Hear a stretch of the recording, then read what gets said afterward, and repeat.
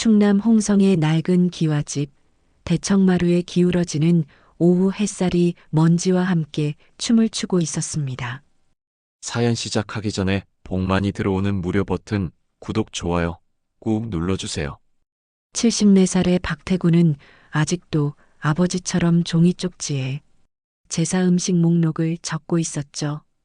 굵직한 연필로 꾹꾹 눌러 쓰는 글씨는 마치 무언가를 단단히 붙잡으려는 듯 했습니다.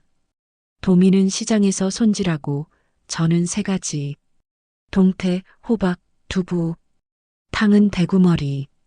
태구의 목소리는 혼자 중얼거리는 것 치고는 너무나 선명했습니다.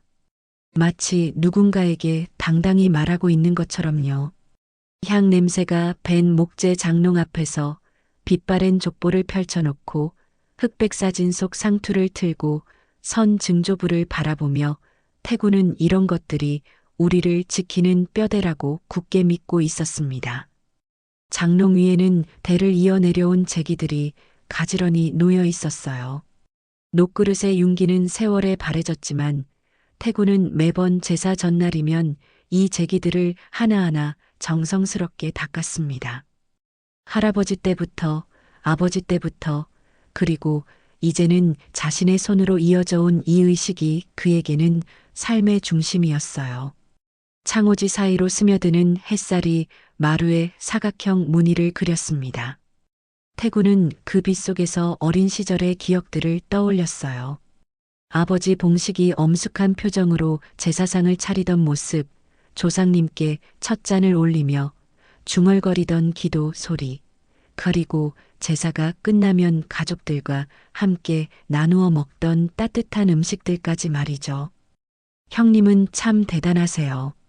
그때 마당 쪽에서 절룩거리는 발소리와 함께 익숙한 목소리가 들렸습니다.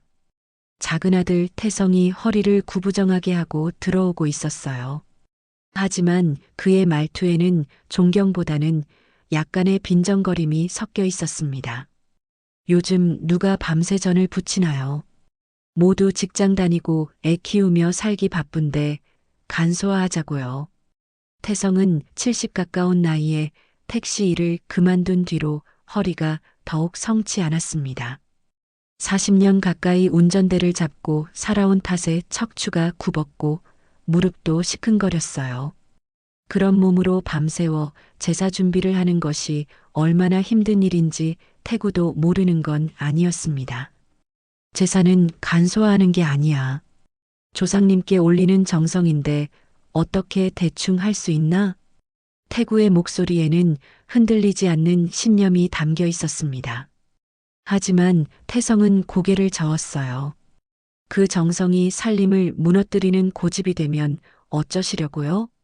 형수님도 우리 집사람도 다 늙었는데 밤새워가며 전 부치고 나물 무치고 이러다 쓰러지면 누가 책임집니까? 태성의 말에는 현실적인 걱정이 묻어났습니다. 실제로 지난번 추석 때 아내 말순이 새벽까지 전을 부치다가 어지러워서 주저앉은 적이 있었어요. 그때 태성은 얼마나 가슴이 철렁했는지 모릅니다.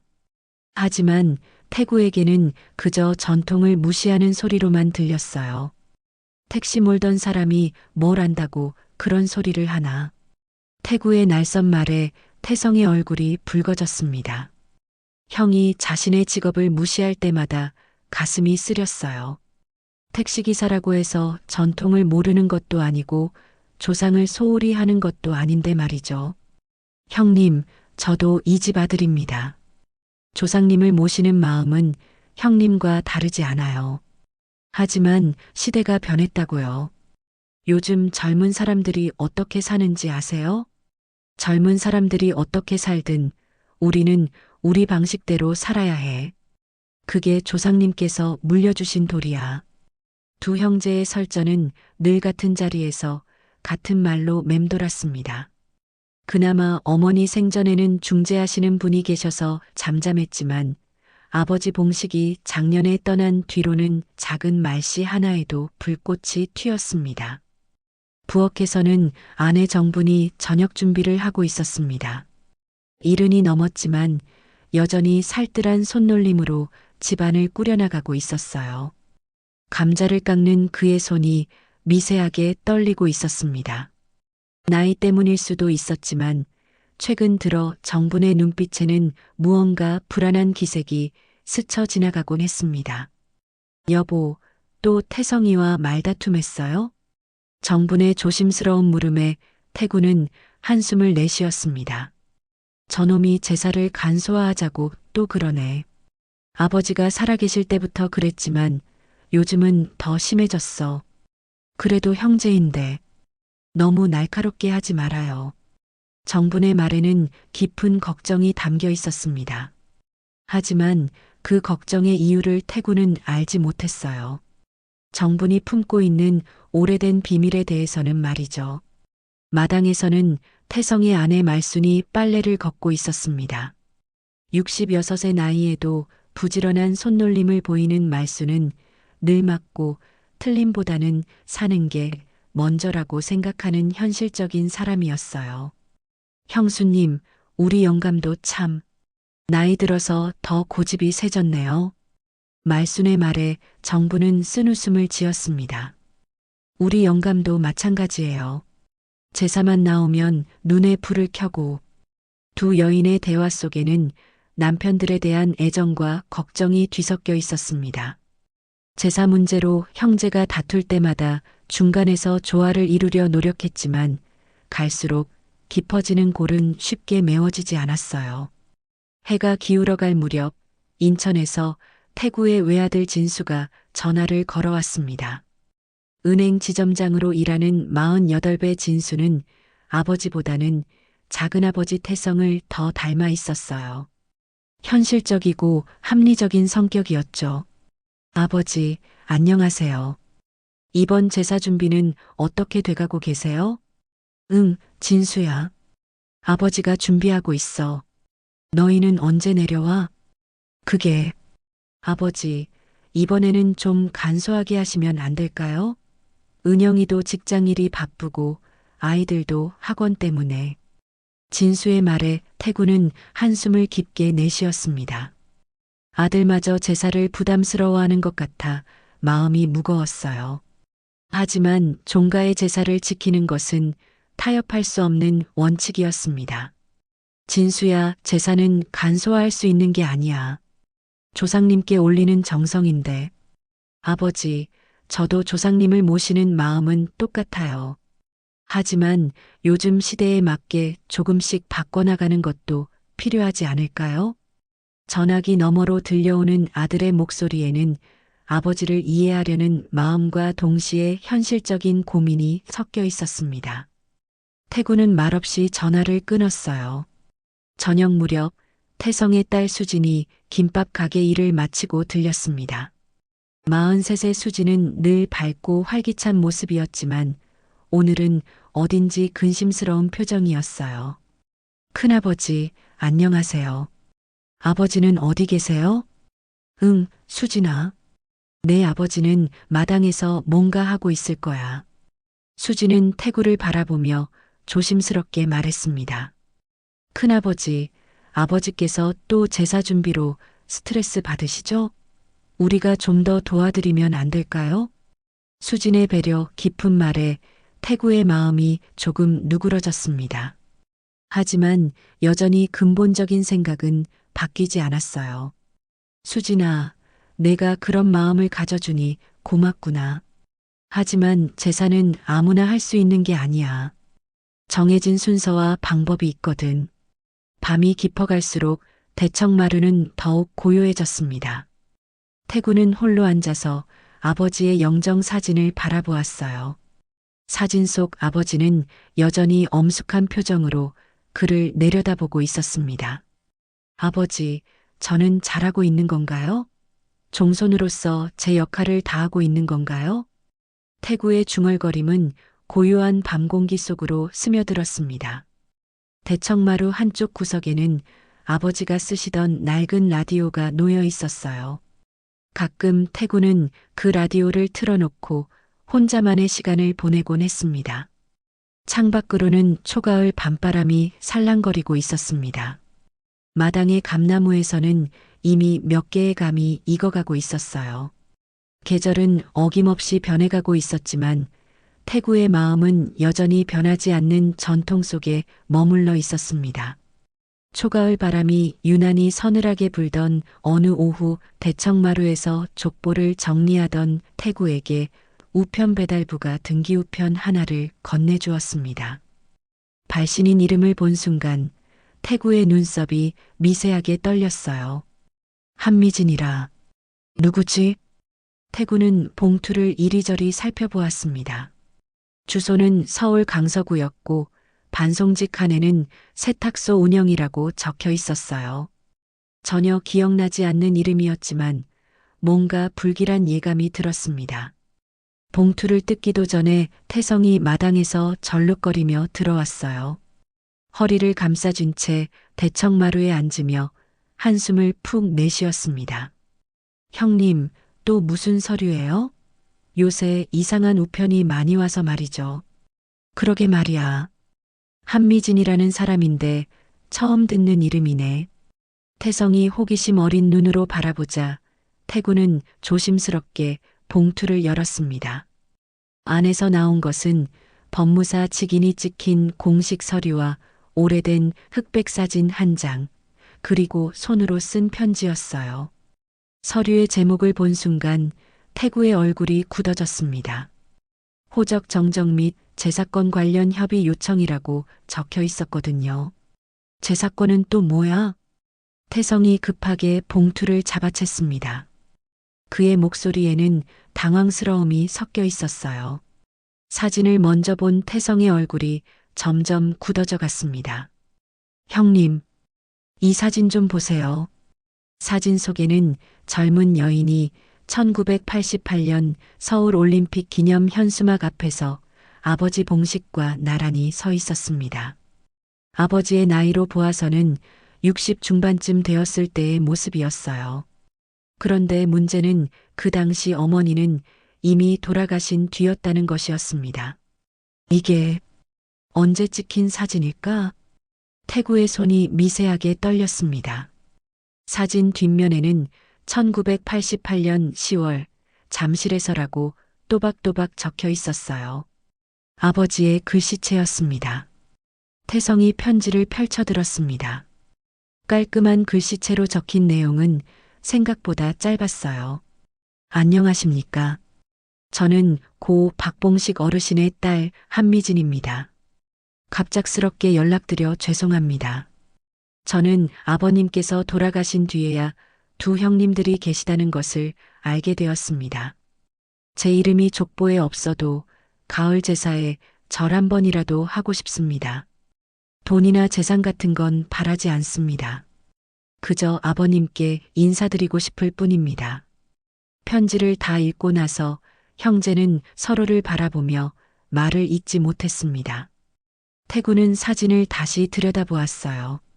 분명히 아버지의 모습이 맞았고 그 옆에 여인은 30 중반쯤으로 보였습니다. 협박이야. 요새 저런 걸로 돈 뜯어내려는 사람이 많다고 들었어.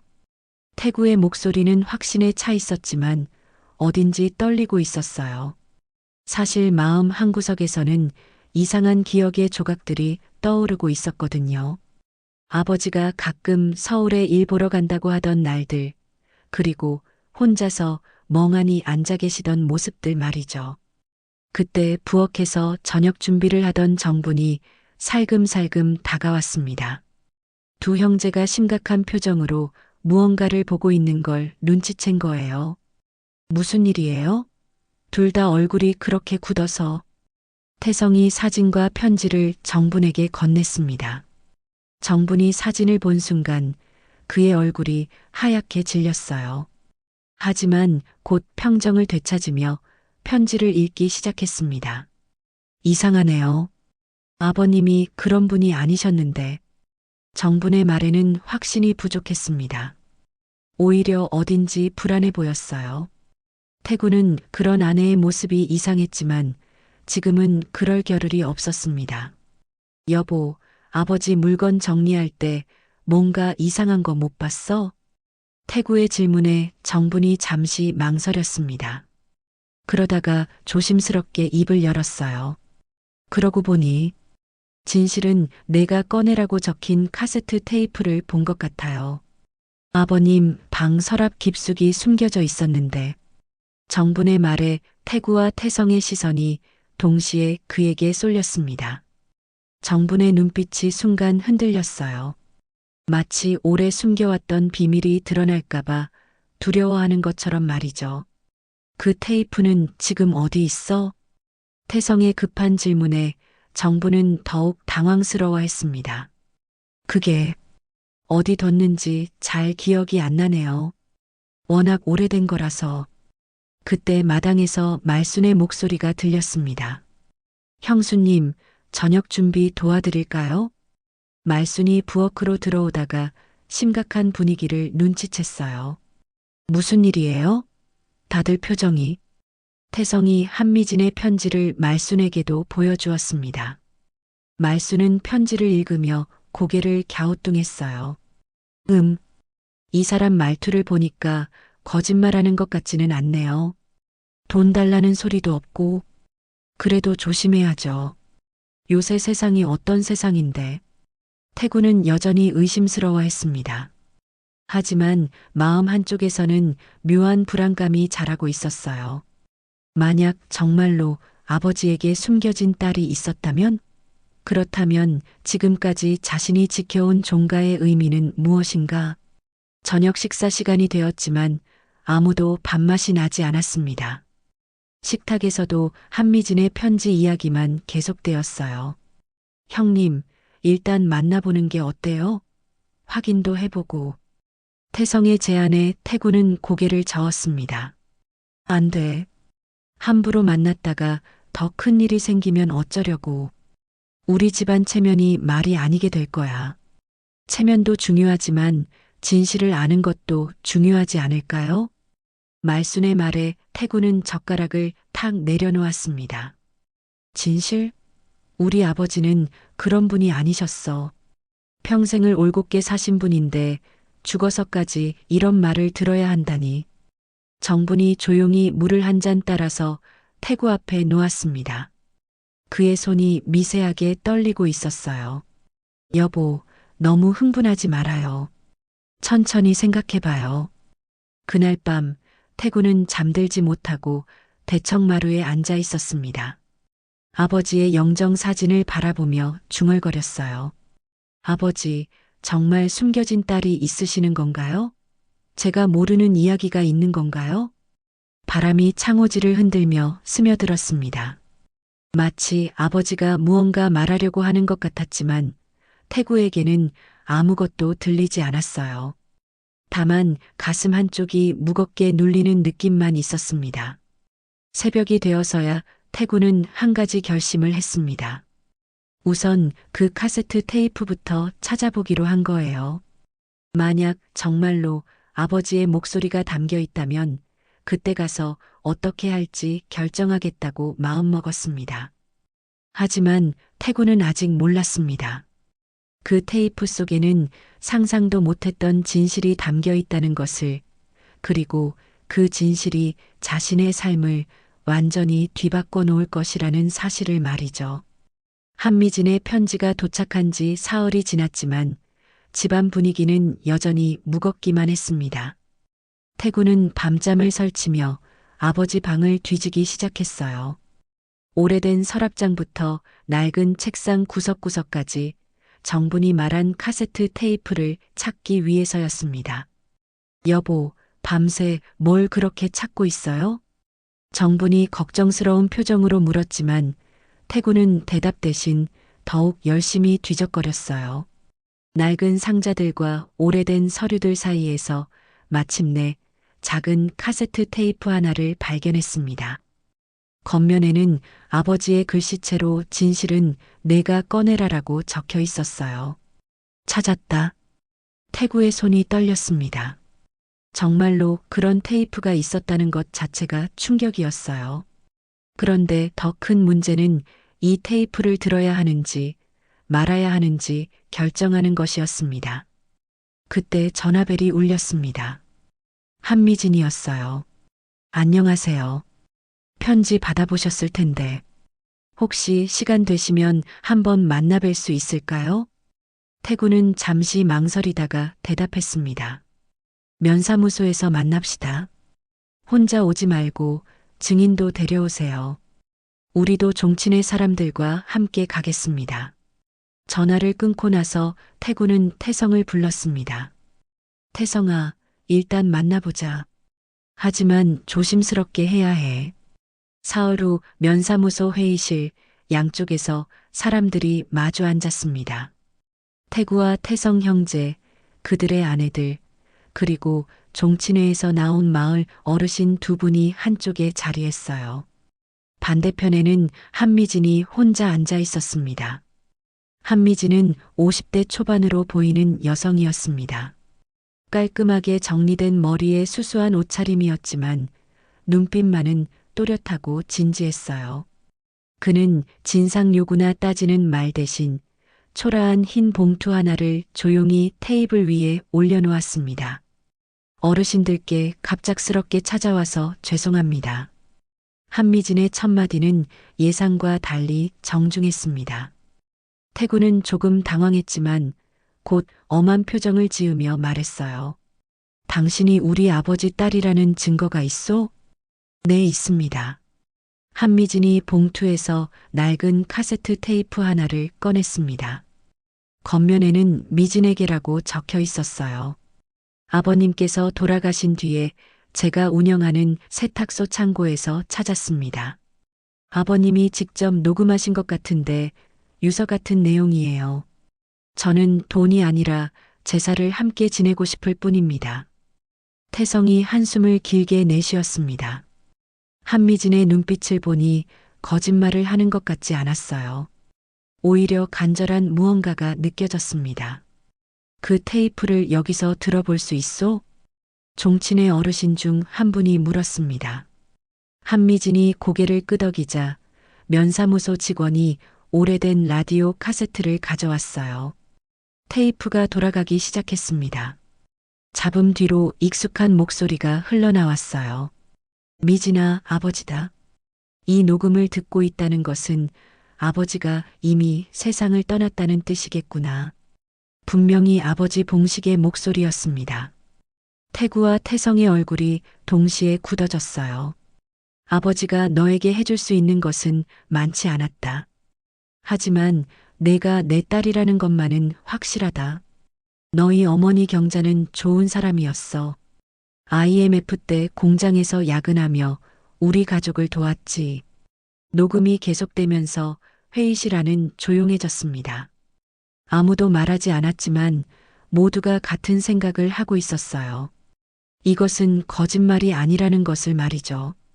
태구가 벌떡 일어나며 테이프를 멈춰달라고 손짓했습니다. 제사는 피가 이은 사람이 지내는 거요. 우리 집안은 종손이 대대로 지켜왔소. 태구의 목소리는 떨리고 있었지만 여전히 단호했어요. 하지만 한미진이 조용히 맞받았습니다. 피가 이었다. 그 피가 정말 큰형님 말씀대로 흘러오는지 아버님께 직접 물어보면 어떨까요? 한미진의 말에 정분이 미세하게 몸을 떨었습니다. 주머니 속에 숨겨둔 또 다른 카세트 테이프의 모서리가 손끝을 찔렀어요. 정부는 이미 알고 있었습니다. 한미진이 말하는 것보다 훨씬 더 큰 비밀이 있다는 것을 말이죠. 무슨 소리요? 태구가 화를 내려하자 종친의 어르신이 말렸습니다. 일단 녹음을 끝까지 들어보지. 그래야 판단할 수 있지 않겠소? 다시 테이프가 돌아갔습니다. 아버지의 목소리가 이어졌어요. 미진아, 아버지는 너에게 많은 죄를 졌다. 태구와 태성이에게도 큰 죄를 졌고 말이야. 언젠가는 이 진실을 말해야 한다고 생각했는데 결국 이런 식으로 전하게 되는구나. 태성이 의자 등받이를 꽉 잡았습니다. 뭔가 중요한 이야기가 나올 것 같은 예감이 들었어요. 종손의 핏줄을 지키려고 했던 일이 오히려 형제의 핏줄을 섞어버리는 결과를 낳았다. 내 죄는 그때부터 시작됐어. 회의실 안의 공기가 얼어붙었습니다. 무슨 말인지 정확히 알 수는 없었지만 뭔가 엄청난 비밀이 숨어 있다는 것만은 분명했어요. 테이프는 거기서 끊어졌습니다. 나머지 부분은 노이즈만 가득했어요. 이게 다인가요? 태성이 물었지만 한미진도 고개를 저었습니다. 저도 이것밖에 못 찾았어요. 다른 테이프가 더 있을 수도 있을 것 같은데. 그때 정분이 조용히 일어났습니다. 집에 가서 좀 더 찾아보죠. 아버님이 남기신 물건들을 다시 한번 정리해 봐야겠어요. 정분의 목소리에는 묘한 떨림이 있었습니다. 사실 그는 이미 알고 있었어요. 집에 더 중요한 테이프가 숨겨져 있다는 것을 말이죠. 회의를 마치고 집으로 돌아오는 길, 태구와 태성은 말없이 걸었습니다. 각자 복잡한 생각에 잠겨 있었어요. 형님, 아버지 말씀 중에 형제의 핏줄을 섞었다는 게 무슨 뜻일까요? 태성의 질문에 태구는 대답하지 못했습니다. 사실 그도 같은 생각을 하고 있었거든요. 혹시 자신이 모르는 엄청난 비밀이 있는 건 아닐까 하는 불안감이 점점 커져가고 있었습니다. 집에 도착해서도 분위기는 무거웠습니다. 저녁 식사 때도 아무도 말을 하지 않았어요. 다만 정분만이 때때로 불안한 눈빛으로 태구를 바라볼 뿐이었습니다. 그날 밤 정분은 홀로 방에서 또 다른 카세트 테이프를 꺼냈습니다. 이 테이프에는 진짜 비밀이 담겨 있었어요. 하지만 이것을 공개해야 할지 아니면 영원히 숨겨야 할지 결정하기가 어려웠습니다. 테이프를 손에 쥐고 정부는 긴 밤을 새웠습니다. 이 진실이 밝혀지면 가족 모두가 받을 충격을 생각하니 두려웠어요. 하지만 언젠가는 말해야 할 진실이기도 했습니다. 새벽녘 정부는 마침내 결심을 했습니다. 추석 제사 때 모든 것을 공개하기로 한 거예요. 더 이상 이 비밀을 혼자 간직하고 있을 수는 없었습니다.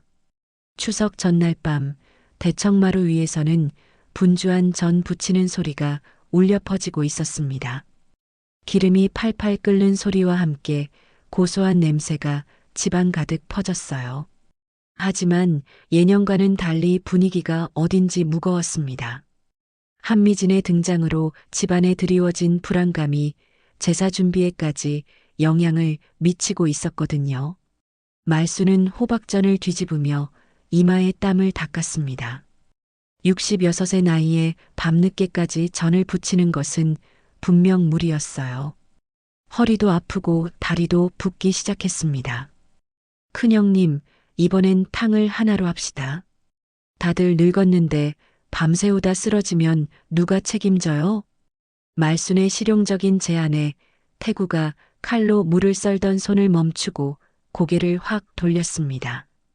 평소보다 훨씬 날카로운 눈빛이었어요. 제사상은 줄이는 게 아니야. 조상님께 올리는 정성을 어떻게 대충 할 수 있어. 태구의 목소리가 대청마루를 울렸습니다. 한미진 일로 인해 신경이 곤두서 있던 터라 작은 일에도 쉽게 화를 냈어요. 평생 지켜온 전통이 흔들리는 것 같아서 더욱 민감해진 상태였습니다. 형님, 말순이가 걱정해서 하는 소리잖아요. 왜 그렇게 화를 내세요? 태성이 아내를 감싸며 말했지만 태구는 더욱 격앙되었습니다. 너희들은 전통이 뭔지 몰라. 조상님께 올리는 제사가 얼마나 중요한 건지 알고 있어요. 하지만 사람이 쓰러져 가면서까지 할 일은 아니잖아요. 형제의 말다툼 소리에 부엌에서 나무를 묻히던 정분이 깜짝 놀라서 뛰어왔습니다. 앞치마에 묻은 손을 닦으며 급하게 말렸어요. 여보, 왜 그렇게 소리를 질러요? 온 동네가 다 들을라. 제사는 간소화할 수 있는 게 아니라고. 우리 집안이 몇 대째 이어온 전통인데. 태구의 목소리는 점점 커져갔습니다. 사실 그는 자신도 모르게 불안해하고 있었어요. 한미진의 등장으로 인해 평생 믿어온 모든 것들이 의심스러워졌거든요. 그때 인천에서 내려온 진수가 아버지를 조심스럽게 말렸습니다. 아버지, 목소리 좀 낮추세요. 시대가 변했잖아요. 요즘은 다들 간소하게 지내고 있어요. 내가 뭘 안다고 그런 소리를 해. 은행에서 일한다고 해서 모든 걸 다 아는 줄 알아? 태구의 화난 목소리에 진수는 더 이상 말하지 못했습니다. 아버지가 이렇게까지 예민하게 반응하는 것을 본 적이 없었거든요. 평소에는 엄하지만 차분했던 아버지가 이상하게 변한 것 같았어요. 진수의 아내 은영이 조용히 다가와서 시아버지께 물 한 잔을 건넸습니다. 아버님, 물 좀 드세요. 너무 흥분하시면 몸에 안 좋아요. 하지만 태구는 은영의 배려도 거절했습니다. 괜찮아. 나는 제사 준비에만 집중하면 돼. 마당에서는 수진이 김밥 가게에서 가져온 재료들을 정리하고 있었습니다. 큰아버지가 화내는 소리를 들으며 걱정스러운 표정을 지었어요. 아버지, 큰아버지께서 요즘 많이 예민하신 것 같아요. 뭔가 걱정거리라도 있으신가 봐요. 태성이 한숨을 깊게 쉬며 딸에게 대답했습니다. 며칠 전에 이상한 편지가 와서 그래. 내 할아버지에 대한 이야기였는데. 그때 정분이 오래된 라디오 카세트 플레이어를 들고 나타났습니다. 모든 사람의 시선이 그에게 쏠렸어요. 정분의 표정에는 깊은 결심이 서려 있었습니다. 태구, 이건 당신 아버님 유품이야. 이제 들어야 할 때가 온 것 같아. 정분의 목소리는 떨리고 있었지만 결연한 의지가 담겨 있었어요. 며칠 밤을 고민한 끝에 내린 결정이었습니다. 더 이상 이 비밀을 혼자 간직할 수는 없었거든요. 뭘 들어야 한다는 거야? 지금 제사 준비 중이잖아. 태구가 의아해하자 정부는 카세트 테이프 하나를 플레이어에 조심스럽게 넣었습니다. 한미진이 가져온 것과는 다른 더 오래된 테이프였어요. 이건 아버님이 돌아가시기 몇 달 전에 녹음하신 거야. 나만 알고 있었는데 이제는 모두가 들어야 할 것 같아. 정분이 스위치를 누르자 잡음이 흘렀다가 곧 익숙하면서도 낡은 목소리가 나왔습니다. 태구야, 태성아. 내 죄를 너희가 들어야겠다. 분명히 아버지 봉식의 목소리였습니다. 하지만 평소에 당당하고 엄숙한 목소리와는 달리 힘없고 떨리는 목소리였어요. 마치 큰 죄책감에 시달리는 사람의 목소리 같았습니다. 방 안의 모든 사람이 숨을 죽이고 들었습니다. 제사 준비도 잠시 멈추고 모두가 라디오 주변으로 모여들었어요. 태성은 의자 등받이를 꽉 움켜쥐었습니다. 가슴이 두근거렸어요. 형과의 다툼도 잊을 만큼 긴장됐습니다. 뭔가 중대한 비밀이 밝혀질 것 같은 예감이 들었거든요. 1988년 올림픽이 있던 해부터 이야기해야겠구나. 나는 서울에서 경자를 만났다. 참 힘든 시절이었지. 너희 어머니는 이미 몇 년 전에 돌아가셨고 나는 혼자서 두 아들을 키우고 있었어. 녹음은 천천히 계속되었습니다. 아버지의 고백은 예상보다 더 복잡하고 아픈 이야기였어요. 가족들은 아무도 모르고 있던 아버지의 또 다른 삶이었습니다. 경자는 착한 여자였다. 나보다 20살이나 어렸지만 내 처지를 이해해 주었어. 혼자서 두 아들을 키우는 것이 얼마나 힘든지 알아주었지. 그렇게 미진이가 태어났다. 한미진이 정말 아버지의 딸이라는 것이 공식적으로 확인된 순간이었습니다. 태구의 얼굴이 점점 굳어져 갔어요. 하지만 이것은 시작에 불과했습니다. 그런데 문제는 그 다음부터였다. IMF 외환위기가 터졌을 때 말이야. 경자가 공장에서 야근을 하며 우리 집을 도왔어. 그때 우리 집은 빚더미에 앉아 있었거든. 녹음은 계속해서 복잡한 과거의 이야기를 풀어놓았습니다.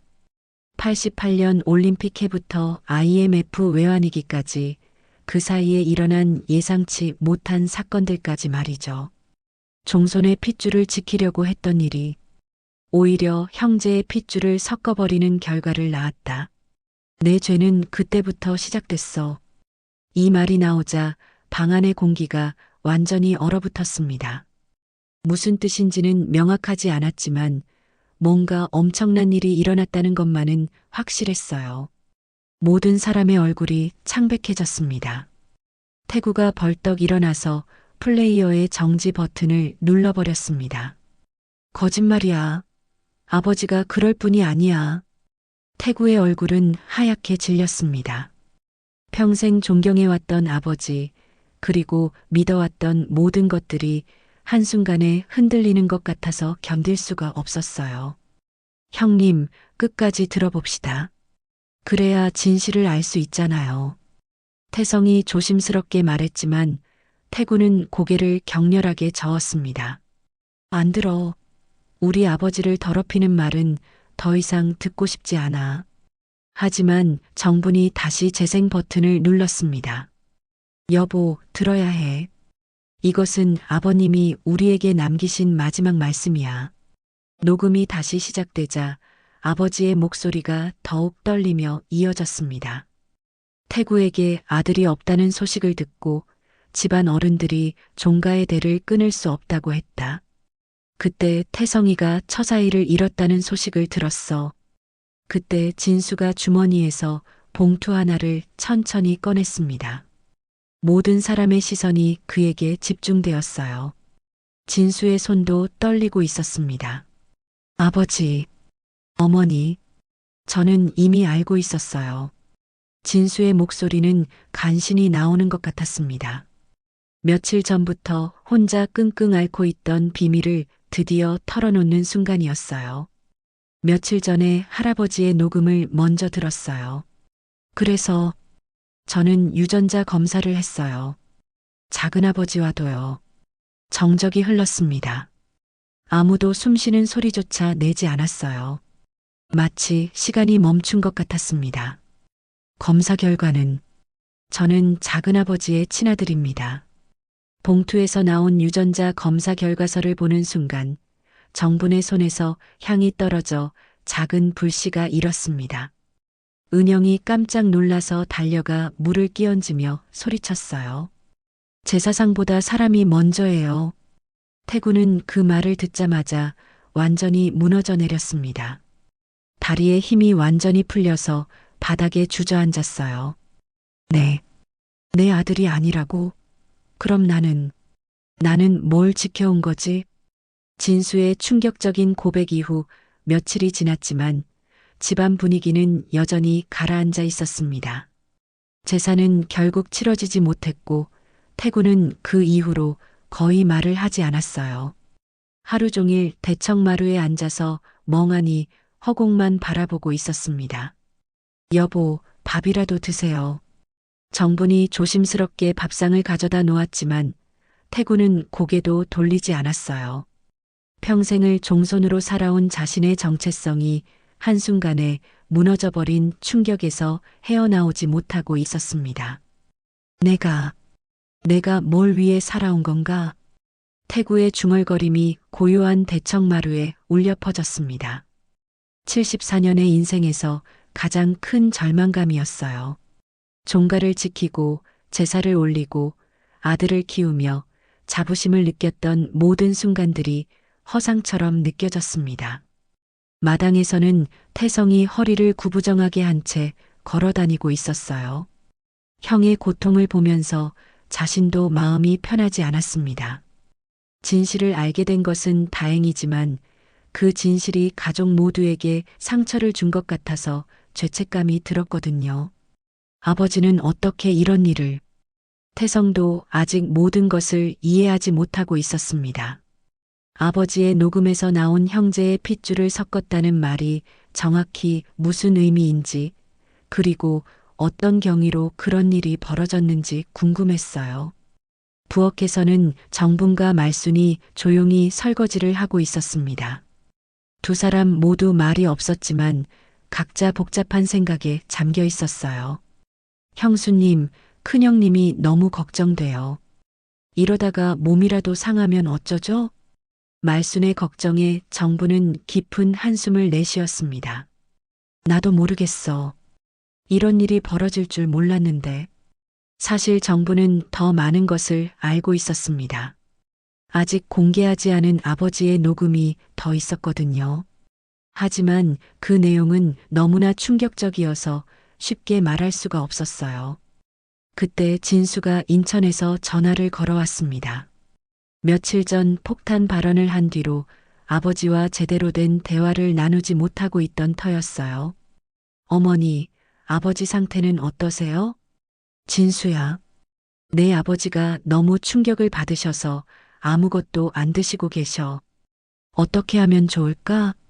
정분의 목소리에는 깊은 걱정이 묻어 있었습니다. 태구가 이런 상태로 계속 있다가는 정말 몸에 이상이 생길 것 같았거든요. 제가 다시 내려갈까요? 아버지와 제대로 이야기를 해봐야 할 것 같은데. 그래, 한번 와봐. 내가 와서 말해주면 마음을 푸실 수도 있을 거야. 전화를 끊고 나서 정부는 태구에게 다가갔습니다. 여보, 진수가 내일 내려온대요. 아들과 이야기라도 나누세요. 하지만 태구는 여전히 무반응이었습니다.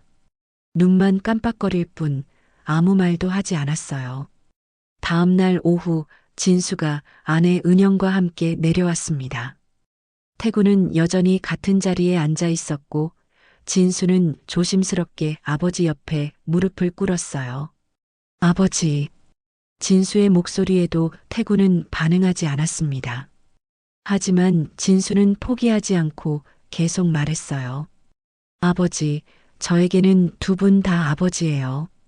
혈연이 누구 것이든 상관없어요. 그제야 태구가 천천히 고개를 돌렸습니다. 며칠 동안 제대로 먹지도 자지도 않아서 얼굴이 많이 야위어 있었어요. 내가 내 아들이 아니라면 나는 종손이 아닌 거야? 태구의 목소리는 힘이 없었습니다.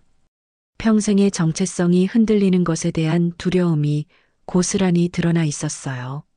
아버지, 혈연보다 중요한 건 마음 아닌가요? 저를 키워주시고 사랑해주신 것은 아버지잖아요. 진수의 간절한 말에 태구의 눈가가 촉촉해졌습니다. 하지만 여전히 마음의 정리가 되지 않았어요. 그때 태성이 조심스럽게 다가왔습니다. 형님, 저희도 이야기해야 할 것 같아요. 아버지가 남기신 녹음을 끝까지 들어봐야 하지 않을까요? 태성의 제안에 태구는 한참을 망설였습니다. 더 이상의 충격적인 사실을 알고 싶지 않았지만 동시에 진실을 알고 싶은 마음도 있었어요. 정분아, 그 녹음 나머지 부분이 있다고 했지? 정분이 고개를 끄덕이며 또 다른 카세트 테이프를 가져왔습니다. 이 테이프에는 더욱 구체적인 이야기가 담겨 있었어요. 라디오가 다시 돌아가기 시작했습니다. 아버지 봉식의 목소리가 더욱 떨리며 나왔어요. 태구야, 내가 결혼하고도 몇 년이 지나도록 아이가 없었다. 집안 어른들이 종가의 대가 끊어질까봐 걱정하기 시작했어. 녹음은 계속되었습니다. 그 당시에 급박했던 상황들, 그리고 아버지가 내린 고민스러운 결정들까지 말이죠. 그때 태성이가 처사이를 잃었다는 소식을 들었다. 산부인과에서 돌아오는 길에 태성이를 만났어. 울고 있더구나. 태성의 얼굴이 굳어졌습니다. 그 당시의 아픈 기억이 되살아나고 있었어요. 나는 태성이에게 부탁했다. 형님이 종가를 지키려면 내가 아들을 잃었다고 하자고. 태성아, 내가 고개를 끄덕였지. 눈물을 흘리면서도 말이야. 녹음을 들으며 모든 사람이 침묵에 빠졌습니다. 그 당시 상황이 얼마나 복잡하고 어려웠는지 조금씩 이해가 되기 시작했어요. 그렇게 진수는 태구의 아들이 되었고 나는 종손의 핏줄을 지켰다고 생각했다. 하지만 그것은 시작일 뿐이었어. 아버지의 고백은 거기서 끝나지 않았습니다. 더 복잡한 이야기들이 이어졌어요. 미진이 어머니 경자가 IMF 때 우리 집을 도왔어.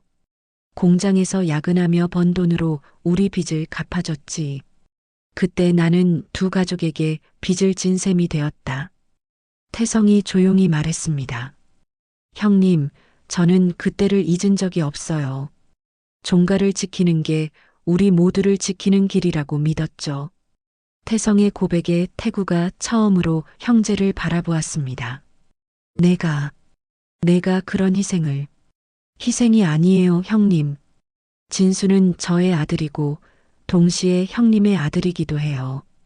우리 둘의 사랑과 아픔이 만든 아이니까요. 진수가 떨리는 목소리로 말했습니다. 저는 두 분을 다 아버지로 부르면 안 됩니까? 혈연이 어떻든 저에게는 두 분 다 소중한 아버지예요. 태구는 오랫동안 아무 말도 하지 못했습니다. 그저 천장에 들보만 올려다보고 있었어요. 마음속으로는 수많은 생각들이 교차하고 있었습니다. 종가를 지키겠다고 사람의 마음을 이렇게 복잡하게 만들었구나. 해가 저물어갈 무렵 태구가 천천히 입을 열었습니다. 진수야, 내가 누구의 핏줄이든 너는 내 아들이다.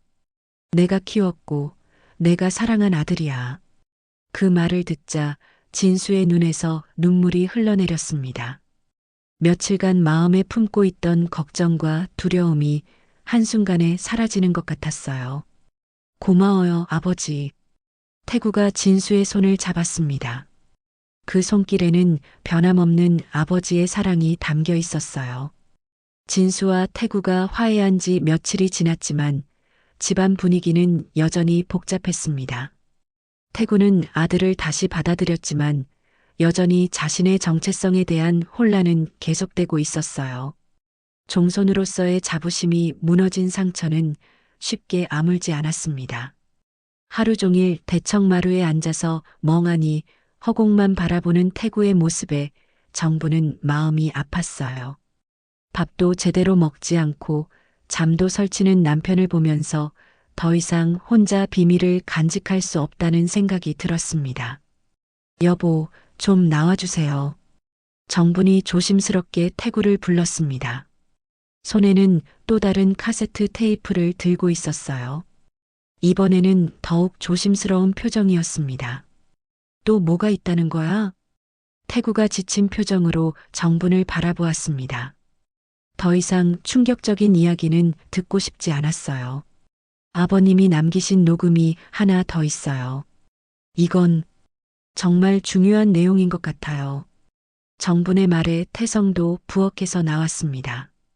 형수의 심각한 표정을 보니 예사롭지 않은 일인 것 같았어요. 형수님, 또 무슨 테이프가 있어요? 이건 아버님이 돌아가시기 바로 전에 녹음하신 것 같아요. 목소리가 많이 약해져 있었거든요. 정분이 라디오에 테이프를 넣자 태구는 마지못해 옆에 앉았습니다. 태성도 함께 앉아서 들을 준비를 했어요. 라디오가 돌아가자 아버지의 목소리가 전보다 훨씬 약하게 들렸습니다. 숨소리도 거칠고 말 하나하나가 힘들어 보였어요. 태구야, 태성아. 아버지가 너희에게 마지막으로 할 말이 있다. 목소리가 평소보다 많이 떨리고 있었습니다. 돌아가시기 며칠 전에 녹음한 것 같았어요. 나는 평생 종손이라는 무게에 눌려 살았다. 조상의 이름을 지키고 집안의 체면을 세우겠다는 생각에만 사로잡혀 있었어. 태구의 표정이 점점 굳어졌습니다. 아버지의 고백이 계속될수록 자신의 삶에 대한 회의감이 더해졌어요. 그 무게를 견디려다 보니 잘못된 선택을 많이 했다. 진수를 태구의 아들로 키운 것도 미진이를 숨긴 것도 모두 종가를 지키겠다는 명분 때문이었어. 녹음은 계속해서 아버지의 깊은 후회와 반성을 담아냈습니다. 평생 엄격하고 완고했던 아버지의 또 다른 모습이었어요. 하지만 그 과정에서 가장 소중한 것들을 잃어버렸구나. 너희들의 진짜 마음, 가족의 따뜻함, 그런 것들 말이야. 태성이 조용히 중얼거렸습니다. 아버지께서도 많이 힘드셨구나. 우리는 몰랐네요. 종손이란 건 혈통을 지키는 게 아니라 가족을 사랑하는 마음을 지키는 것이었는데 나는 그것을 너무 늦게 깨달았다. 아버지의 목소리가 더욱 떨리며 이어졌습니다. 태구야, 내가 종손이 아니어도 괜찮다. 진수가 내 친아들이 아니어도 상관없어. 중요한 건 마음이야. 사랑이야. 그 말을 듣는 순간 태구의 눈에 눈물이 맺혔습니다. 평생 아버지로부터 듣고 싶었던 말이었어요. 종손으로서의 압박감이 아닌 있는 그대로를 인정받는다는 느낌이었습니다. 내가 평생 종가를 지키려고 애쓴 것을 안다. 하지만 이제는 그런 무거운 짐을 내려놓아도 돼. 너는 충분히 좋은 아들이었고 좋은 아버지였어. 태구가 참았던 눈물을 흘리기 시작했습니다. 아버지의 인정과 위로가 그동안의 상처를 치유해주는 것 같았어요. 태성아, 내가 형을 위해 희생한 것을 안다. 진수를 형에게 보내준 것, 그 마음이 얼마나 아팠을지. 아버지가 고마웠다. 태성도 눈물을 닦으며 들었습니다. 오랫동안 마음 깊이 묻어두었던 아픔이 조금씩 치유되는 것 같았어요. 하지만 이제는 그런 희생이 필요 없어. 너희는 그냥 형제로 살아라. 서로 사랑하고 서로 이해하면서 말이야. 녹음이 잠시 끊어졌다가 다시 이어졌습니다. 아버지가 숨을 고르는 소리가 들렸어요. 그리고 미진아, 혹시 이 녹음을 듣고 있다면 아버지가 정말 미안하다. 내가 내 딸이라는 걸 당당히 말하지 못해서 내가 외롭게 자라도록 놔둬서. 아버지의 목소리가 더욱 간절해졌습니다. 너도 내 소중한 딸이야. 태구와 태성의 누나고 진수의 고모야. 이제라도 가족의 품으로 돌아와줘. 녹음이 끝나고 방 안은 깊은 침묵에 휩싸였습니다. 두 형제는 서로를 바라보며 말없이 앉아 있었어요. 각자의 마음속으로는 수많은 감정들이 교차하고 있었습니다. 형님, 태성이 조심스럽게 입을 열었습니다. 아버지 말씀이 맞는 것 같아요. 우리가 너무 복잡하게 생각했던 건 아닐까요? 태구가 고개를 끄덕였습니다. 그런 것 같아. 혈통이니 종손이니 하는 것들에만 매달려서 정작 중요한 걸 놓치고 살았구나. 그때 밖에서 자동차 소리가 났습니다. 한미진이 세탁소 일을 마치고 찾아온 것이었어요. 며칠 전 면사무소에서의 만남 이후 처음이었습니다. 안녕하세요. 혹시 방해가 되나요? 한미진의 조심스러운 인사에 정분이 반갑게 문을 열어주었습니다. 아니에요, 잘 왔어요. 마침 아버님 녹음을 듣고 있었는데 들어와서 함께 들어봐요. 한미진이 들어와 앉자 태구가 처음으로 그를 따뜻한 눈빛으로 바라보았습니다. 미진 씨. 아니, 미진아.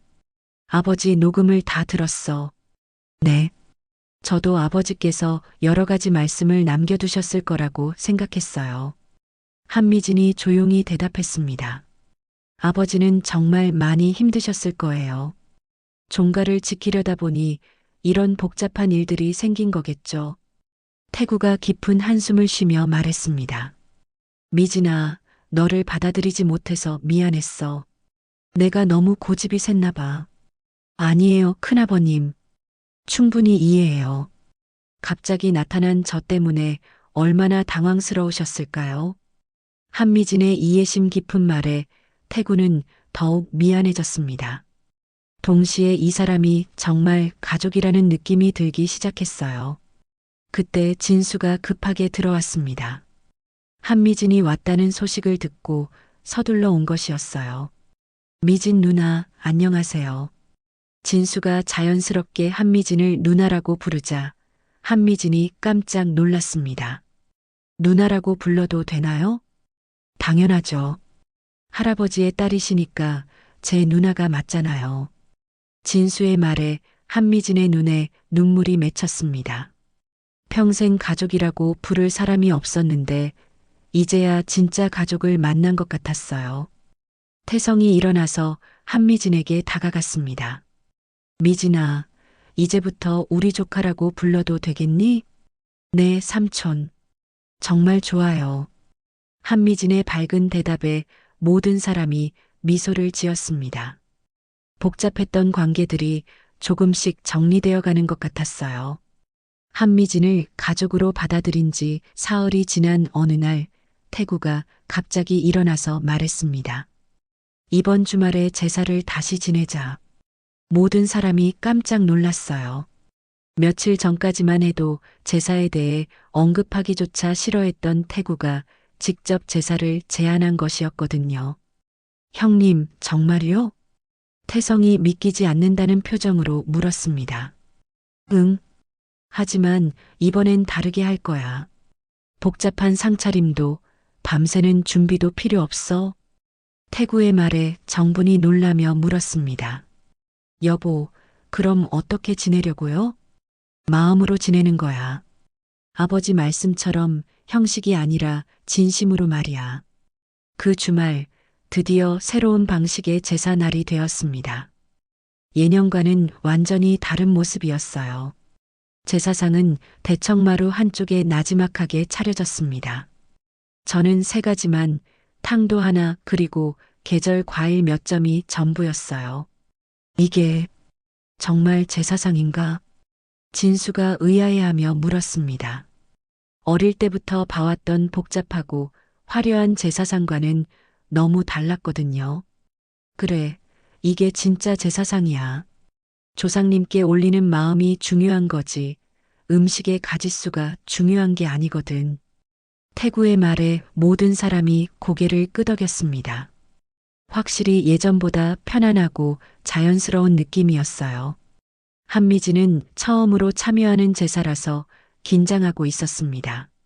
손을 어디에 둬야 할지, 언제 절을 해야 할지 몰라서 계속 다른 사람들을 쳐다보고 있었어요. 미진아, 긴장하지 마.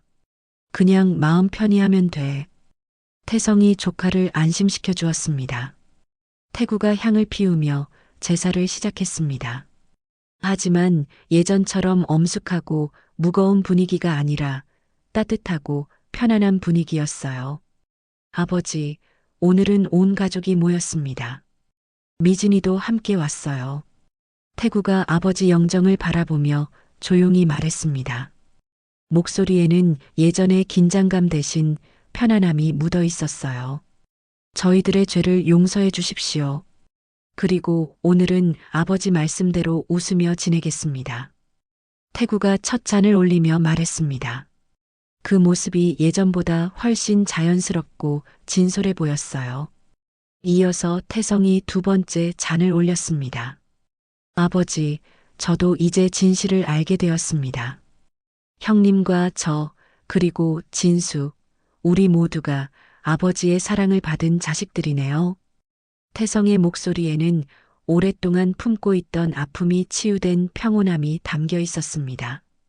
진수가 3번째 잔을 올렸습니다.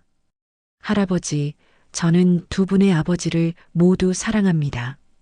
혈연이 어떻든 저에게는 소중한 가족이에요. 진수의 말에 태구와 태성이 서로를 바라보며 미소를 지었습니다. 마지막으로 한미진이 떨리는 손으로 잔을 들었습니다. 아버지, 늦어서 죄송해요. 이제야 인사드립니다. 한미진의 목소리가 떨리며 이어졌습니다. 평생 아버지라고 부를 수 없었는데 이제라도 이렇게 저를 올릴 수 있게 되어서 감사해요. 그의 진심 어린 말에 모든 사람의 눈에 눈물이 맺혔습니다. 저를 올리고 난 후 정분이 조용히 옆상에 작은 위패를 하나 더 놓았습니다. 한경자 영전이라고 정성스럽게 적혀 있었어요.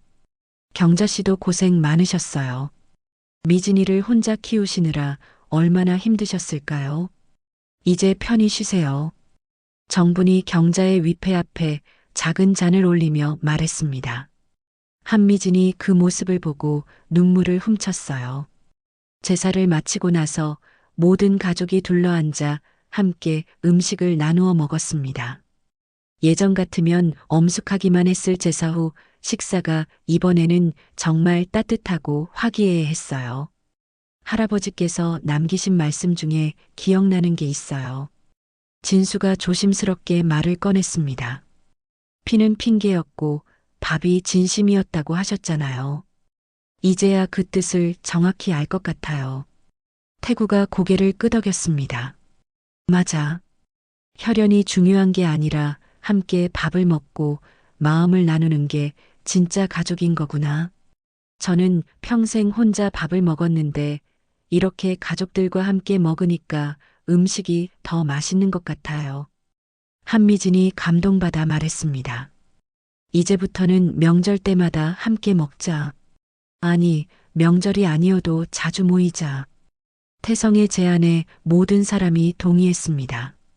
그때 갑자기 대문 밖에서 우편 배달부의 목소리가 들렸습니다. 박씨 종가에서 받으실 등기우편이요. 또 다른 편지였습니다. 태구가 나가서 받아보니 발신인은 만주 박씨 후손 연락해였어요.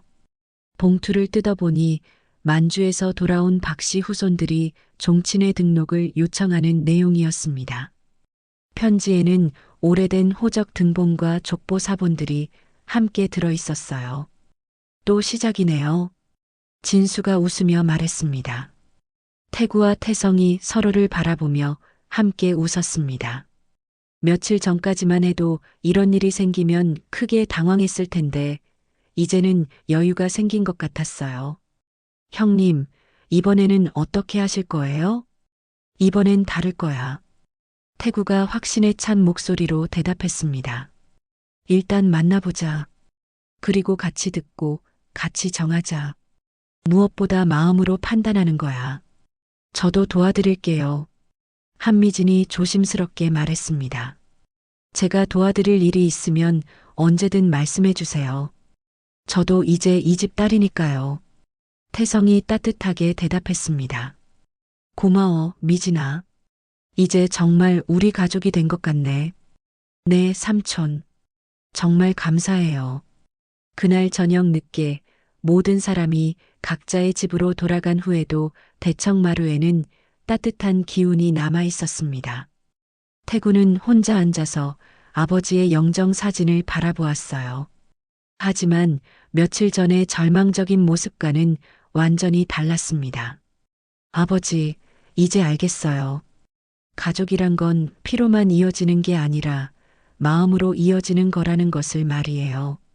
태구의 목소리에는 새로운 깨달음과 희망이 담겨 있었습니다.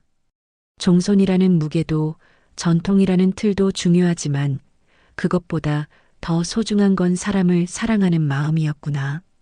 대청마루 위로 향 연기가 부드럽게 피어올랐습니다. 흔들리던 제사상은 이제 더 낮고 단단하게 자리를 잡았어요. 복잡했던 가족의 이야기도 조금씩 정리되어 가고 있었습니다. 창밖으로는 가을 달빛이 은은하게 비치고 있었습니다. 마당의 감나무에서는 익은 감들이 달빛을 받아 반짝이고 있었어요. 계절은 변해가고 있었지만 이 집에는 새로운 따뜻함이 자리 잡고 있었습니다. 내일은 또 어떤 일이 생길까? 태구가 혼자 중얼거렸지만 이제는 두렵지 않았습니다. 가족들과 함께라면 어떤 일이든 이겨낼 수 있을 것 같았거든요. 만주 박씨 후손들의 편지가 도착한 지 한 달이 지났습니다. 태구는 예전과 달리 성급하게 결정하지 않고 가족들과 충분히 상의한 끝에 그들을 만나기로 했어요. 하지만 더 큰 변화가 기다리고 있었습니다. 어느 날 아침 태구가 가족들을 모두 불러놓고 갑자기 발표를 했어요. 종택을 마을에 기증하기로 했어. 모든 사람이 깜짝 놀랐습니다. 평생을 종가 수호에 바쳤던 태구가 집을 내놓겠다니 상상도 못했던 일이었거든요. 형님, 정말이요? 이 집을 포기하시려고요?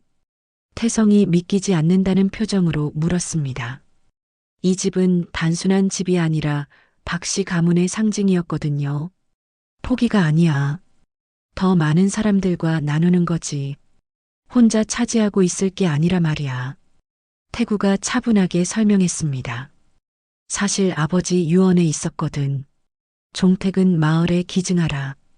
어른과 아이가 함께 밥을 나눌 기억의 사랑방으로 쓰라고 말이야. 정분이 놀라며 물었습니다. 여보, 그런 유언이 있었어요? 처음 듣는데요. 응, 마지막 테이프에 있었어. 우리가 너무 충격을 받아서 그 부분을 제대로 못 들었나 봐. 태구가 서랍에서 아버지의 또 다른 녹음 테이프를 꺼내서 틀어주었습니다.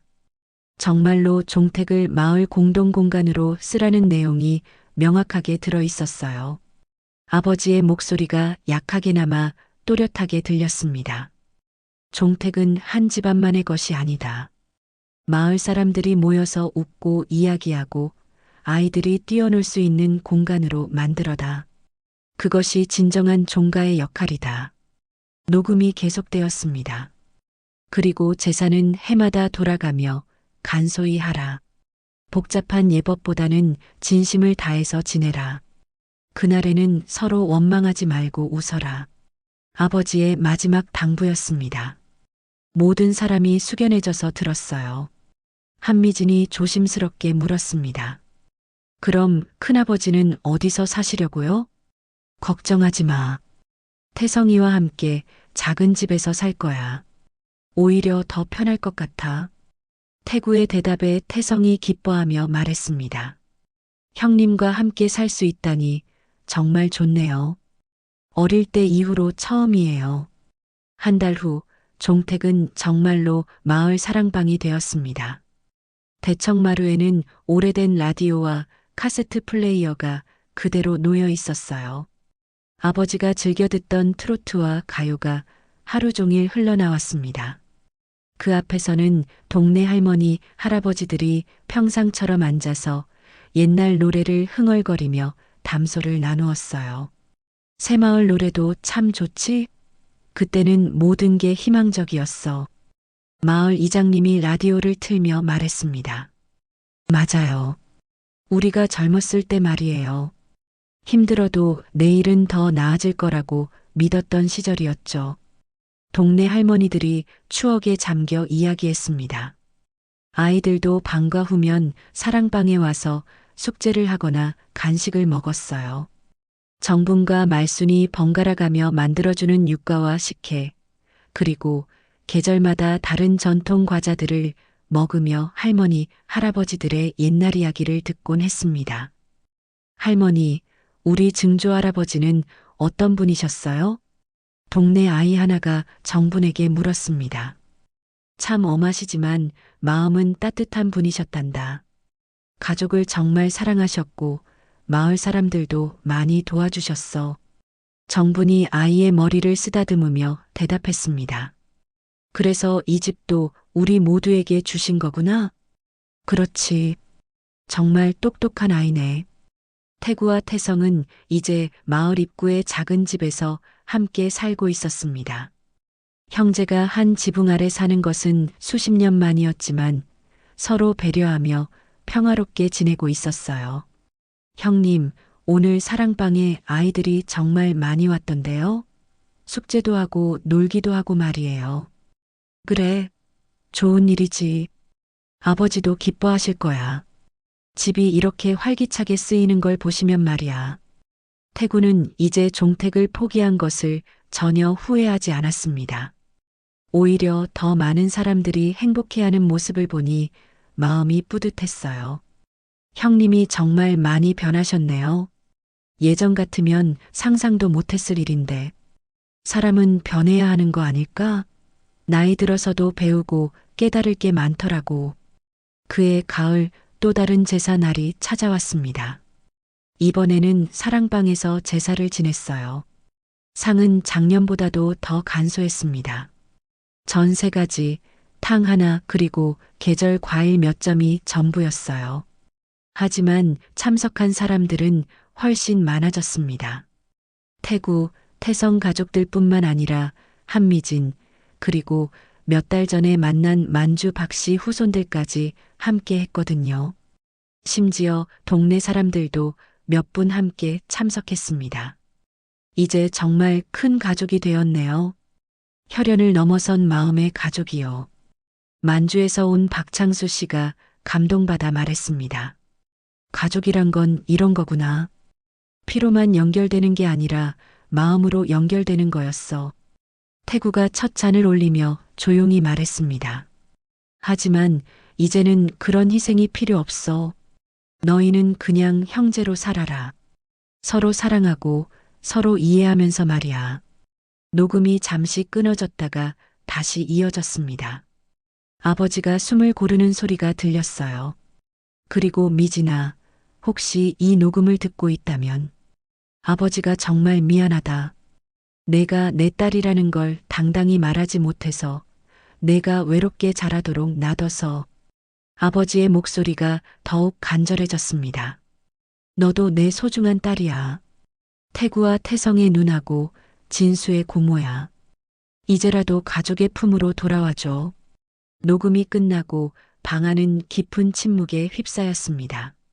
두 형제는 서로를 바라보며 말없이 앉아 있었어요. 각자의 마음속으로는 수많은 감정들이 교차하고 있었습니다. 형님, 태성이 조심스럽게 입을 열었습니다.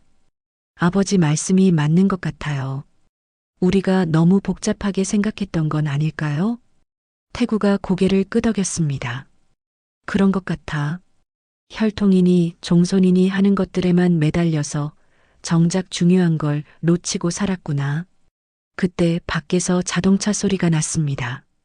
한미진이 세탁소일을 마치고 찾아온 것이었어요. 며칠 전 면사무소에서의 만남 이후 처음이었습니다. 안녕하세요. 혹시 방해가 되나요? 한미진의 조심스러운 인사에 정분이 반갑게 문을 열어주었습니다. 아니에요, 잘 왔어요. 마침 아버님 녹음을 듣고 있었는데 들어와서 함께 들어봐요. 한미진이 들어와 앉자 태구가 처음으로 그를 따뜻한 눈빛으로 바라보았습니다. 미진 씨. 아니, 미진아. 아버지 녹음을 다 들었어. 네. 저도 아버지께서 여러 가지 말씀을 남겨두셨을 거라고 생각했어요. 한미진이 조용히 대답했습니다. 아버지는 정말 많이 힘드셨을 거예요. 종가를 지키려다 보니 이런 복잡한 일들이 생긴 거겠죠. 태구가 깊은 한숨을 쉬며 말했습니다. 미진아, 너를 받아들이지 못해서 미안했어. 내가 너무 고집이 셌나 봐. 아니에요, 큰아버님. 충분히 이해해요. 갑자기 나타난 저 때문에 얼마나 당황스러우셨을까요? 한미진의 이해심 깊은 말에 태구는 더욱 미안해졌습니다. 동시에 이 사람이 정말 가족이라는 느낌이 들기 시작했어요. 그때 진수가 급하게 들어왔습니다. 한미진이 왔다는 소식을 듣고 서둘러 온 것이었어요. 미진 누나, 안녕하세요. 진수가 자연스럽게 한미진을 누나라고 부르자 한미진이 깜짝 놀랐습니다. 누나라고 불러도 되나요? 당연하죠. 할아버지의 딸이시니까 제 누나가 맞잖아요. 진수의 말에 한미진의 눈에 눈물이 맺혔습니다. 평생 가족이라고 부를 사람이 없었는데 이제야 진짜 가족을 만난 것 같았어요. 태성이 일어나서 한미진에게 다가갔습니다. 미진아, 이제부터 우리 조카라고 불러도 되겠니? 네, 삼촌. 정말 좋아요. 한미진의 밝은 대답에 모든 사람이 미소를 지었습니다. 복잡했던 관계들이 조금씩 정리되어 가는 것 같았어요. 한미진을 가족으로 받아들인 지 사흘이 지난 어느 날 태구가 갑자기 일어나서 말했습니다. 이번 주말에 제사를 다시 지내자. 모든 사람이 깜짝 놀랐어요. 며칠 전까지만 해도 제사에 대해 언급하기조차 싫어했던 태구가 직접 제사를 제안한 것이었거든요. 형님, 정말요? 태성이 믿기지 않는다는 표정으로 물었습니다. 응. 하지만 이번엔 다르게 할 거야. 복잡한 상차림도 밤새는 준비도 필요 없어. 태구의 말에 정분이 놀라며 물었습니다. 여보, 그럼 어떻게 지내려고요? 마음으로 지내는 거야. 아버지 말씀처럼 형식이 아니라 진심으로 말이야. 그 주말 드디어 새로운 방식의 제사 날이 되었습니다. 예년과는 완전히 다른 모습이었어요. 제사상은 대청마루 한쪽에 나지막하게 차려졌습니다. 저는 3가지만, 탕도 하나, 그리고 계절 과일 몇 점이 전부였어요. 이게 정말 제 사상인가? 진수가 의아해하며 물었습니다. 어릴 때부터 봐왔던 복잡하고 화려한 제사상과는 너무 달랐거든요. 그래, 이게 진짜 제사상이야. 조상님께 올리는 마음이 중요한 거지. 음식의 가짓수가 중요한 게 아니거든. 태구의 말에 모든 사람이 고개를 끄덕였습니다. 확실히 예전보다 편안하고 자연스러운 느낌이었어요. 한미진은 처음으로 참여하는 제사라서 긴장하고 있었습니다. 손을 어디에 둬야 할지, 언제 절을 해야 할지 몰라서 계속 다른 사람들을 쳐다보고 있었어요. 미진아, 긴장하지 마. 그냥 마음 편히 하면 돼. 태성이 조카를 안심시켜 주었습니다. 태구가 향을 피우며 제사를 시작했습니다. 하지만 예전처럼 엄숙하고 무거운 분위기가 아니라 따뜻하고 편안한 분위기였어요. 아버지, 오늘은 온 가족이 모였습니다. 미진이도 함께 왔어요. 태구가 아버지 영정을 바라보며 조용히 말했습니다. 목소리에는 예전의 긴장감 대신 편안함이 묻어 있었어요. 저희들의 죄를 용서해 주십시오. 그리고 오늘은 아버지 말씀대로 웃으며 지내겠습니다. 태구가 첫 잔을 올리며 말했습니다. 그 모습이 예전보다 훨씬 자연스럽고 진솔해 보였어요. 이어서 태성이 2번째 잔을 올렸습니다.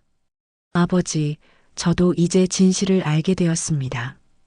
형님과 저, 그리고 진수, 우리 모두가 아버지의 사랑을 받은 자식들이네요. 태성의 목소리에는 오랫동안 품고 있던 아픔이 치유된 평온함이 담겨 있었습니다. 진수가 3번째 잔을 올렸습니다. 할아버지, 저는 2분의 아버지를 모두 사랑합니다. 혈연이 어떻든 저에게는 소중한 가족이에요. 진수의 말에 태구와 태성이 서로를 바라보며 미소를 지었습니다. 마지막으로 한미진이 떨리는 손으로 잔을 들었습니다. 아버지, 늦어서 죄송해요. 이제야 인사드립니다. 한미진의 목소리가 떨리며 이어졌습니다. 평생 아버지라고 부를 수 없었는데 이제라도 이렇게 저를 올릴 수 있게 되어서 감사해요.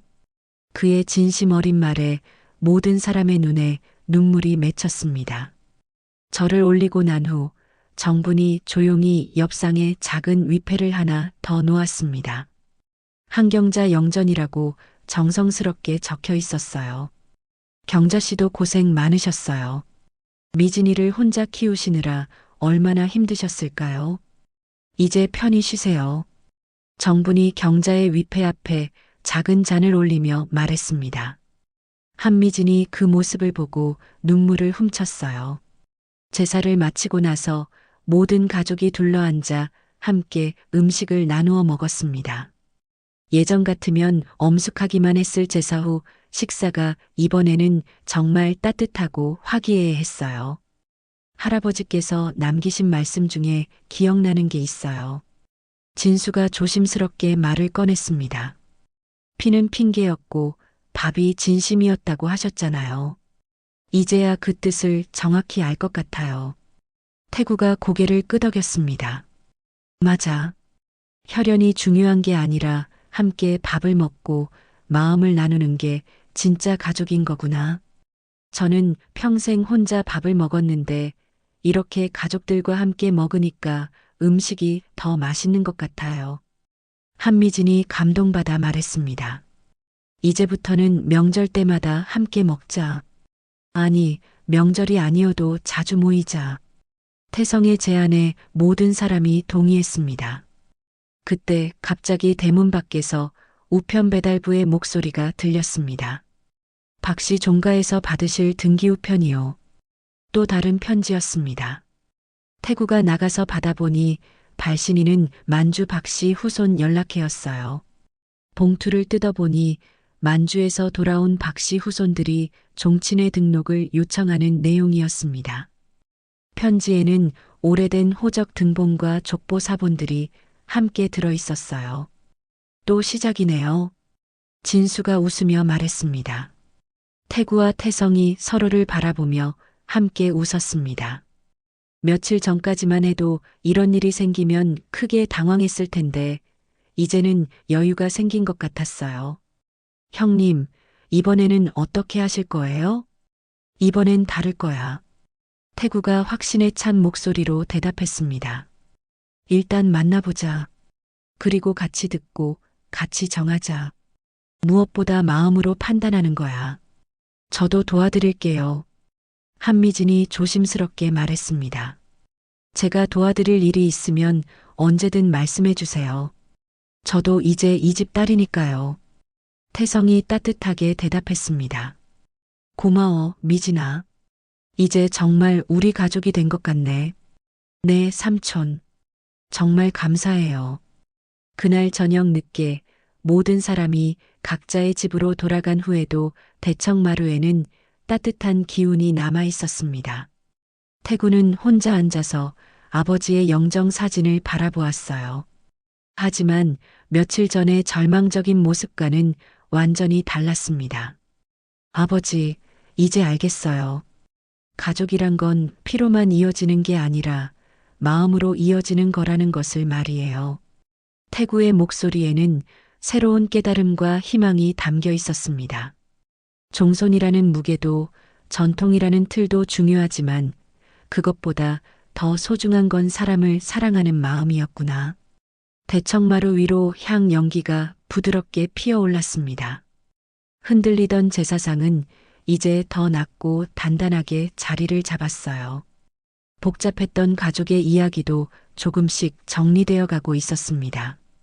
창밖으로는 가을 달빛이 은은하게 비치고 있었습니다. 마당의 감나무에서는 익은 감들이 달빛을 받아 반짝이고 있었어요. 계절은 변해가고 있었지만 이 집에는 새로운 따뜻함이 자리 잡고 있었습니다. 내일은 또 어떤 일이 생길까? 태구가 혼자 중얼거렸지만 이제는 두렵지 않았습니다. 가족들과 함께라면 어떤 일이든 이겨낼 수 있을 것 같았거든요. 만주 박씨 후손들의 편지가 도착한 지 한 달이 지났습니다. 태구는 예전과 달리 성급하게 결정하지 않고 가족들과 충분히 상의한 끝에 그들을 만나기로 했어요. 하지만 더 큰 변화가 기다리고 있었습니다. 어느 날 아침 태구가 가족들을 모두 불러놓고 갑자기 발표를 했어요. 종택을 마을에 기증하기로 했어. 모든 사람이 깜짝 놀랐습니다. 평생을 종가 수호에 바쳤던 태구가 집을 내놓겠다니 상상도 못했던 일이었거든요. 형님, 정말요? 이 집을 포기하시려고요? 태성이 믿기지 않는다는 표정으로 물었습니다. 이 집은 단순한 집이 아니라 박씨 가문의 상징이었거든요. 포기가 아니야. 더 많은 사람들과 나누는 거지. 혼자 차지하고 있을 게 아니라 말이야. 태구가 차분하게 설명했습니다. 사실 아버지 유언에 있었거든. 종택은 마을에 기증하라. 어른과 아이가 함께 밥을 나눌 기억의 사랑방으로 쓰라고 말이야. 정분이 놀라며 물었습니다. 여보, 그런 유언이 있었어요? 처음 듣는데요. 응. 마지막 테이프에 있었어. 우리가 너무 충격을 받아서 그 부분을 제대로 못 들었나 봐. 태구가 서랍에서 아버지의 또 다른 녹음 테이프를 꺼내서 틀어주었습니다. 정말로 종택을 마을 공동공간으로 쓰라는 내용이 명확하게 들어 있었어요. 아버지의 목소리가 약하게나마 또렷하게 들렸습니다. 종택은 한 집안만의 것이 아니다. 마을 사람들이 모여서 웃고 이야기하고 아이들이 뛰어놀 수 있는 공간으로 만들어다. 그것이 진정한 종가의 역할이다. 녹음이 계속되었습니다. 그리고 제사는 해마다 돌아가며 간소히 하라. 복잡한 예법보다는 진심을 다해서 지내라. 그날에는 서로 원망하지 말고 웃어라. 아버지의 마지막 당부였습니다. 모든 사람이 숙연해져서 들었어요. 한미진이 조심스럽게 물었습니다. 그럼 큰아버지는 어디서 사시려고요? 걱정하지 마. 태성이와 함께 작은 집에서 살 거야. 오히려 더 편할 것 같아. 태구의 대답에 태성이 기뻐하며 말했습니다. 형님과 함께 살 수 있다니 정말 좋네요. 어릴 때 이후로 처음이에요. 한 달 후 종택은 정말로 마을 사랑방이 되었습니다. 대청마루에는 오래된 라디오와 카세트 플레이어가 그대로 놓여 있었어요. 아버지가 즐겨 듣던 트로트와 가요가 하루 종일 흘러나왔습니다. 그 앞에서는 동네 할머니, 할아버지들이 평상처럼 앉아서 옛날 노래를 흥얼거리며 담소를 나누었어요. 새마을 노래도 참 좋지? 그때는 모든 게 희망적이었어. 마을 이장님이 라디오를 틀며 말했습니다. 맞아요. 우리가 젊었을 때 말이에요. 힘들어도 내일은 더 나아질 거라고 믿었던 시절이었죠. 동네 할머니들이 추억에 잠겨 이야기했습니다. 아이들도 방과 후면 사랑방에 와서 숙제를 하거나 간식을 먹었어요. 정분과 말순이 번갈아가며 만들어주는 육과와 식혜, 그리고 계절마다 다른 전통 과자들을 먹으며 할머니, 할아버지들의 옛날 이야기를 듣곤 했습니다. 할머니, 우리 증조 할아버지는 어떤 분이셨어요? 동네 아이 하나가 정분에게 물었습니다. 참 엄하시지만 마음은 따뜻한 분이셨단다. 가족을 정말 사랑하셨고 마을 사람들도 많이 도와주셨어. 정분이 아이의 머리를 쓰다듬으며 대답했습니다. 그래서 이 집도 우리 모두에게 주신 거구나? 그렇지. 정말 똑똑한 아이네. 태구와 태성은 이제 마을 입구의 작은 집에서 함께 살고 있었습니다. 형제가 한 지붕 아래 사는 것은 수십 년 만이었지만 서로 배려하며 평화롭게 지내고 있었어요. 형님, 오늘 사랑방에 아이들이 정말 많이 왔던데요? 숙제도 하고 놀기도 하고 말이에요. 그래, 좋은 일이지. 아버지도 기뻐하실 거야. 집이 이렇게 활기차게 쓰이는 걸 보시면 말이야.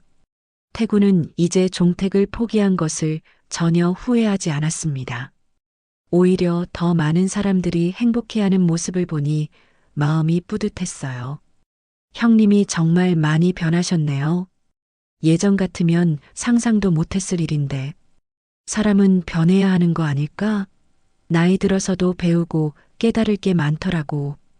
그해 가을 또 다른 제사 날이 찾아왔습니다. 이번에는 사랑방에서 제사를 지냈어요. 상은 작년보다도 더 간소했습니다. 전 3가지, 탕 하나 그리고 계절 과일 몇 점이 전부였어요. 하지만 참석한 사람들은 훨씬 많아졌습니다. 태구, 태성 가족들뿐만 아니라 한미진, 그리고 몇 달 전에 만난 만주 박씨 후손들까지 함께 했거든요. 심지어 동네 사람들도 몇 분 함께 참석했습니다. 이제 정말 큰 가족이 되었네요. 혈연을 넘어선 마음의 가족이요. 만주에서 온 박창수 씨가 감동받아 말했습니다. 가족이란 건 이런 거구나. 피로만 연결되는 게 아니라 마음으로 연결되는 거였어. 태구가 첫 잔을 올리며 조용히 말했습니다.